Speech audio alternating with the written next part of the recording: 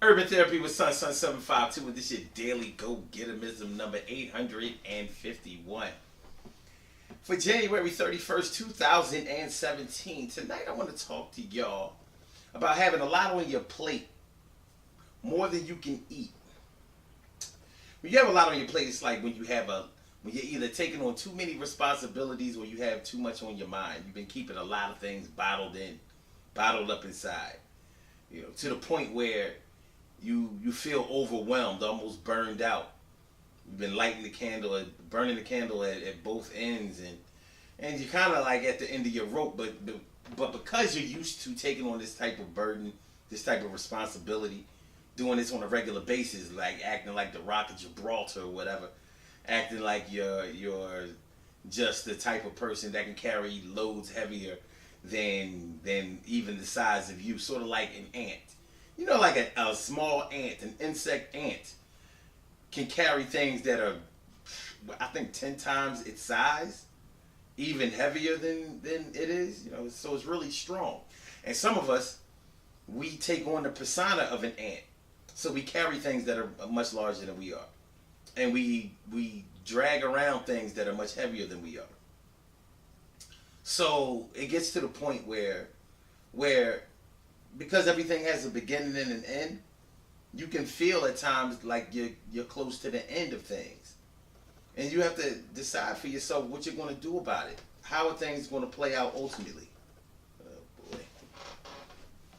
Okay. And so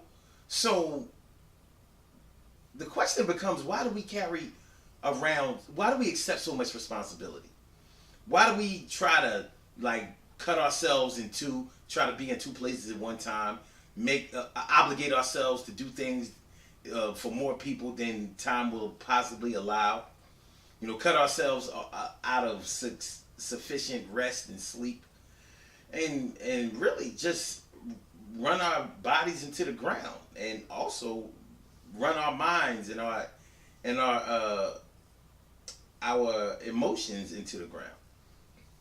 Now, when I say that you have a lot on your plate and it's too much to eat, we also do ourselves a disservice emotionally. We carry around a lot of emotional baggage, and even emotional baggage that doesn't even have anything to do with us.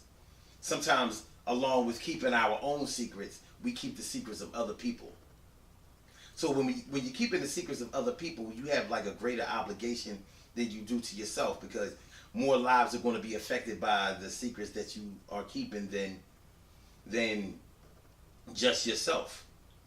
I mean, when you think about it, it's really, really crazy, because a lot of the things that we're secretive about are things that people know in the first place, because they're personal things. Like, people hide moles and blemishes and things like that. It's not that people have never seen them.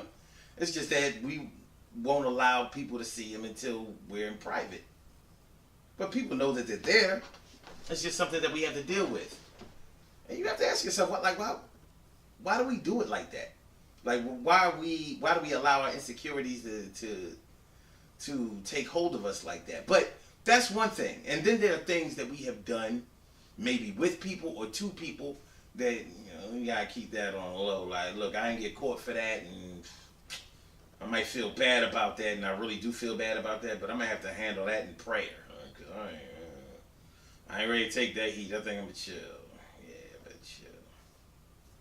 You know how that goes.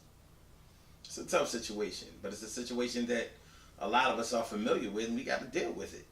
So we're carrying around that emotional baggage. And it's tough. But when you're talking about keeping somebody else's secrets, that's even tougher. Because they may not have even asked you to keep it a secret, but you know that it's of a sensitive nature.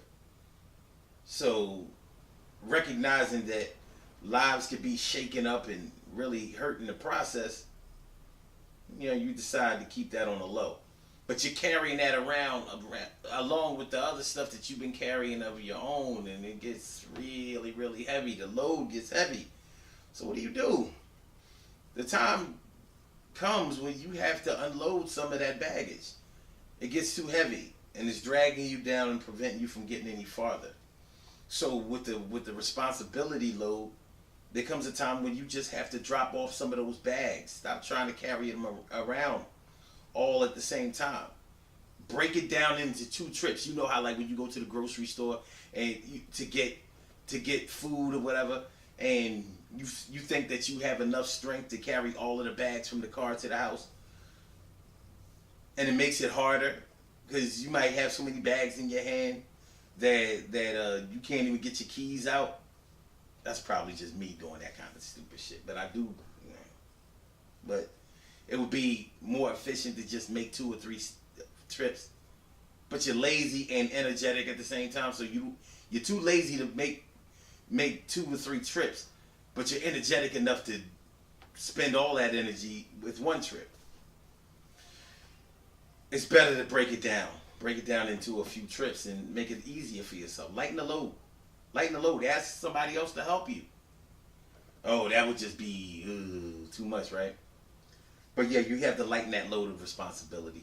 Delegate. Let somebody else help you. Get some assistance. And when it comes to the emotional, the mental and emotional load that you've been carrying around, it means that you have to talk to somebody. You have to let somebody else know what's going on with you. And it's not really an option. We make it an option, but it's not really an option. There comes a time when you have to get it off your chest. When they say that the truth will set you free, the freedom comes in getting that load off of you so you can move faster and so you can have more freedom of movement and so that you won't be so afraid that somebody is going to get you.